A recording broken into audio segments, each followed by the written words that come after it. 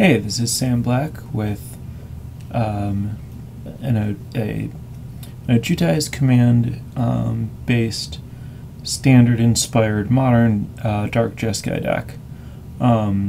So basically what's going on here is that I'm trying to build a modern deck to take advantage of Ojutais command the way that we see in standard with Jace, Friend's Prodigy, and Soulfire Grandmaster, and even have Dragon Master Outcast, and Grim Lavamancer and Snapcaster Mage that aren't available in standard.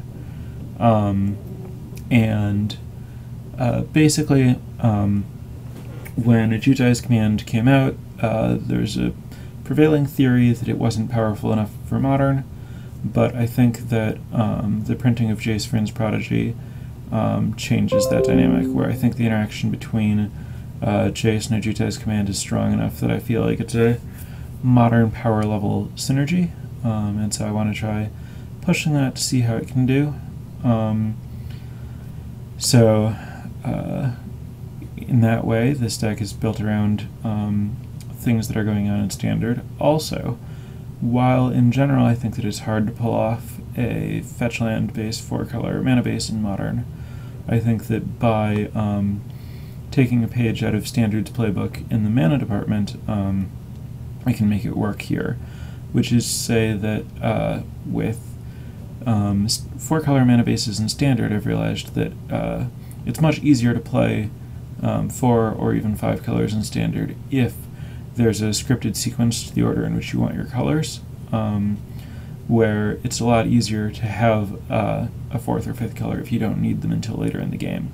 So rather than on turn 1 being split between like Thoughtseize, Thought Scour, Path to Exile, and Lightning Bolt, if you don't have that 4th color early, it's much easier to just make everything work. So basically I think I can get away with a light black splash, particularly since I'm playing 24 lands, which is a reasonably high land count for modern.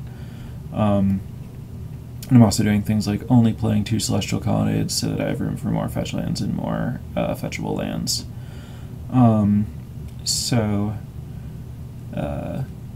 That's what's going on here. I am playing 5 basics that I'm planning on fetching reasonably aggressively. So I have Sunken Hollow and Watery Grave, and I have a Prairie Stream to go with my Hollowed Fountain, so that I can save some life while fetching lands in the mid-game.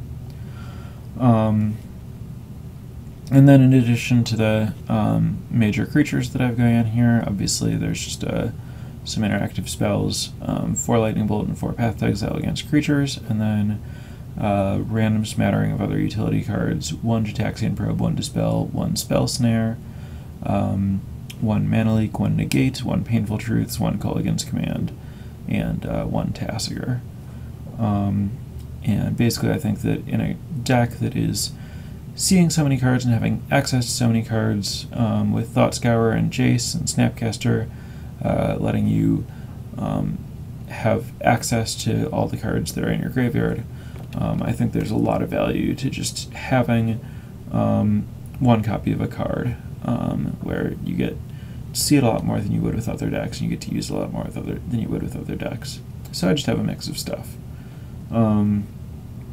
That's the main deck, and then in the sideboard I have a couple of Core Firewalkers to help out against Burn. I think that this deck should be really well positioned against Burn, but I think that Burn is a very threatening modern deck, and it can't hurt to shore that up a bit. I can also bring in Dispel and maybe even Negate in those spots. Against the big mana and combo decks like Amulet and Tron and Scapeshift, I have a couple of Aven Mind Sensors, as well as Slaughter Games, or against Amulet, Bridge from Below, or Ensnaring Bridge.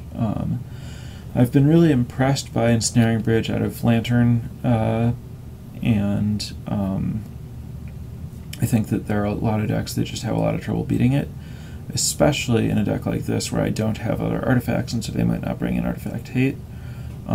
I think that this can take some decks that have to attack to win by surprise, and I can just win by ultimating Jace, Friend's Prodigy. or by repeatedly casting a lightning bolt with a Soulfire Grandmaster. So I'm excited to see if I can get some free wins with this. And then I have some more counter spells in discard for spots where I don't need as much creature removal and want to interact with hands and spells instead. Painful Truths for any kind of attrition matchup. Surgical Extraction because I feel like it's important to be able to interact with the graveyard, but I don't want anything that'll have splash damage on my graveyard, and I like that it's a spell so that I can cast it multiple times. Rending Volley for help against Twin or Death and Taxes or whatever Merfolk. It's just a very powerful card to have access to in a spot where you're trying to maximize spells. So that's what's going on, that's the deck, and excited to get to some games.